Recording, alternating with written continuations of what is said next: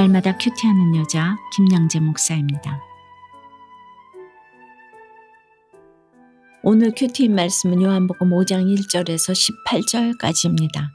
하나님 아버지, 일어나 내 자리를 들고 걸어가므로 안식일에 병을 고치신 예수님의 은혜가 저희에게도 임하기를 원합니다. 말씀에 주시옵소서. 듣겠습니다.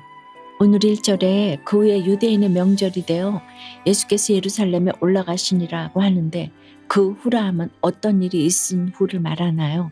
어제 4장 후반부에서 왕의 신하가 찾아와 죽기 직전인 아들을 고쳐달라고 하자 예수님이 살려주시지요.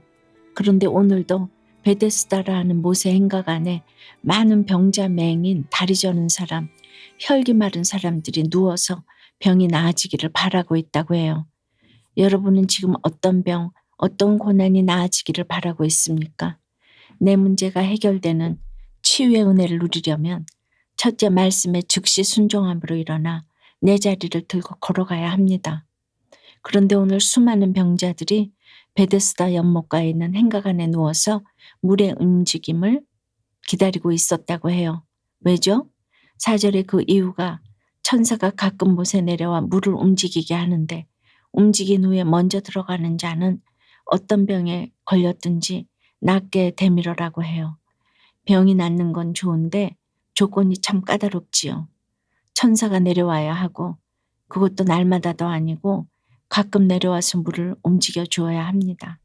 그런데 또 움직이는 물 속에 뛰어든다고 아무나 다 낫는 게 아니네요. 가장 먼저 들어가야 어떤 병이든 낫게 된다고 해요. 그러니 여러분, 눈이 먼 병자는 어느 세월에 낫겠습니까? 천사가 오면 뭐해요? 앞을 볼 수가 없잖아요. 다리를 저는 사람은 또 어떻습니까? 천사가 오는 것을 봐도 그렇죠. 동작이 불편하니 어느 세월에 가장 먼저 들어갈 수 있겠습니까? 그러니 7절에 보세요. 무려 38해 된 병자가 뭐라고 고백하죠? 주여, 물이 움직일 때 나를 못에 넣어주는 사람이 없어 내가 가는 동안에 다른 사람이 먼저 내려가나이다 합니다. 그런데 우리 주님은 어떤 처방을 내리십니까? 8절에 일어나 네 자리를 들고 걸어가라고 하세요. 그 말에 순종하니 그 사람이 곧 나아서 자리를 들고 걸어가니라고 해요. 질병의 문제이든 물질의 문제이든 우리의 인생 문제도 다 마찬가지입니다.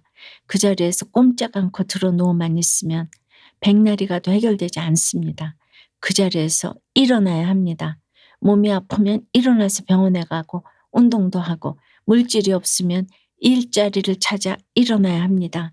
왕년에 내가 이랬는데 하며 낮은 자리 높은 자리 따지면서 천사가 내려오기만을 기다리고 연못 물이 움직일 때만 기다리고 있으면 안 됩니다.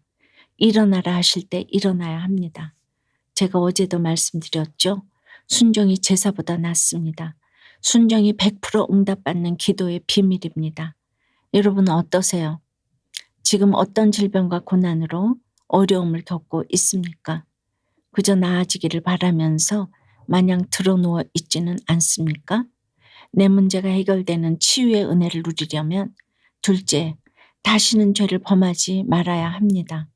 그런데 9절에 보니 그 사람이 곧 나아서 자리를 들고 걸어가니라. 이날은 안식일이니라고 해요. 사도 요한은 왜 굳이 이날이 안식일임을 강조했을까요?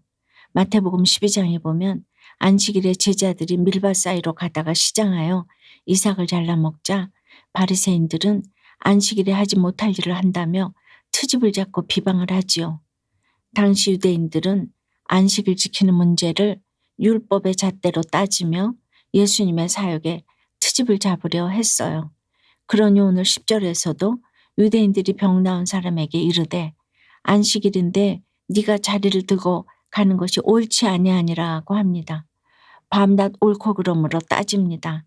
팩트는 병이 나은 것인데 너에게 자리를 들고 걸어가라고 한 사람이 누구냐에만 관심이 있는 유대인들입니다.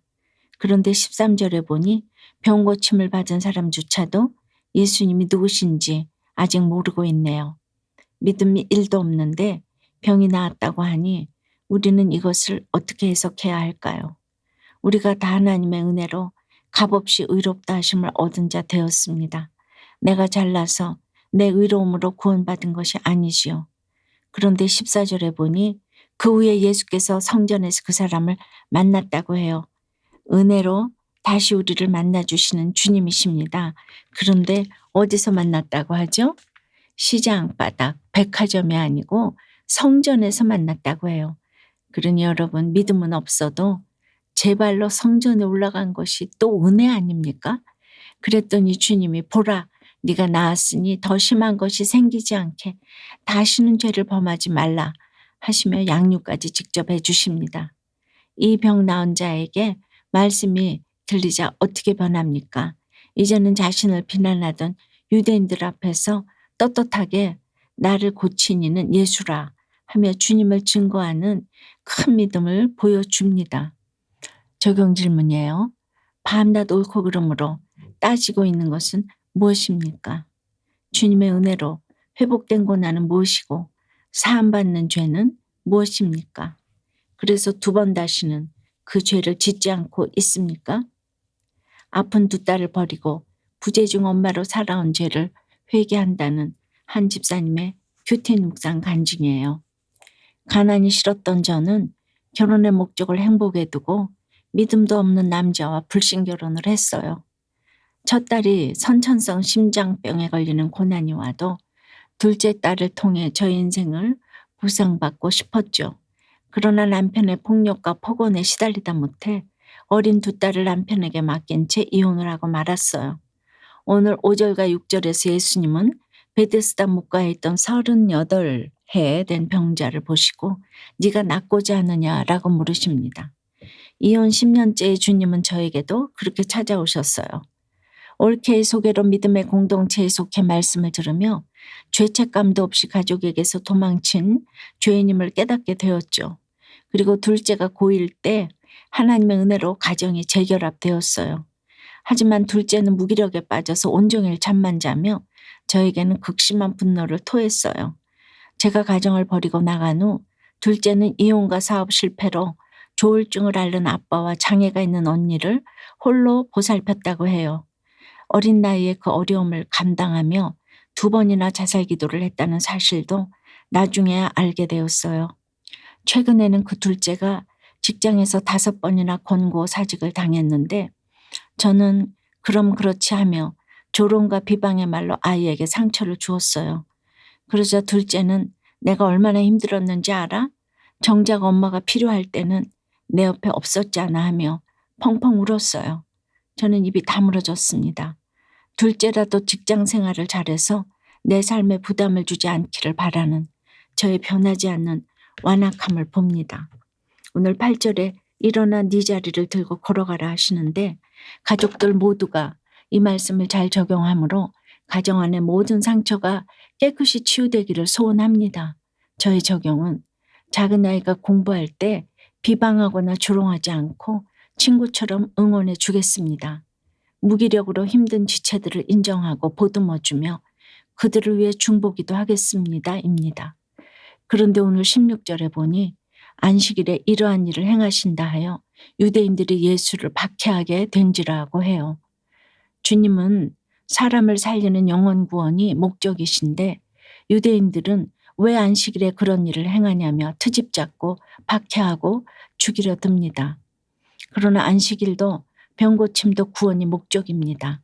우리의 삶도 그래야 합니다. 기도를 해도 큐티를 해도 집안일을 해도 직장일을 해도 영혼 구원이 목적이 되어야 합니다. 그리고 내 문제가 해결되는 치유의 은혜를 누리려면 말씀에 즉시 순종함으로 일어나 내 자리를 들고 걸어가야 합니다. 그리고 다시는 죄를 범하지 말아야 합니다. 기도 드립니다. 주님, 오늘 이혼을 했다가 말씀이 들리므로 내 죄를 보고 재결합했다는 집사님의 간증을 들었습니다. 자기 주제를 몰라서 이혼을 일삼는 이 시대에 이런 소중하고 귀한 고백을 듣게 해주시니 감사합니다. 그럼에도 그 자녀들에게 그 상처가 여전한 것을 봅니다. 이 가정을 특별히 기억하여 주시고 찾아가 주셔서 이혼으로 인해 자녀들이 겪어야 했던 아픔을 위로해 주시고 남은 상처를 깨끗이 고쳐 주시옵소서. 오늘 또한 베데스다 묵가에서 누워서 천사가 오기만을 기다리는 병자들의 모습이 저마다 있음을 고백합니다. 불쌍히 여기시고 찾아와 주시옵소서. 일어나 네 자리를 들고 걸어가라 말씀해 주실 때 즉시 자리를 들고 걸어가겠습니다. 다시는 죄를 범하지 않고 주님의 행하시는 일을 따라 한 영혼을 주목하며 영혼 구원을 위해 살아가기로 결단하오니 일으켜 세워 주시옵소서. 인도해 주시옵소서. 예수 그리스도 이름으로 기도드리옵나이다. 아멘. 지금까지 우리들 교회 김양재 목사님이었습니다. 큐티에 도움받기 원하시는 분들은 QTM 홈페이지 qtm.or.kr 또는 유튜브에서 QTM을 검색하시면 도움받을 수 있습니다. 자세한 문의사항은 지역번호 031-705-5360번으로 문의하시기 바랍니다.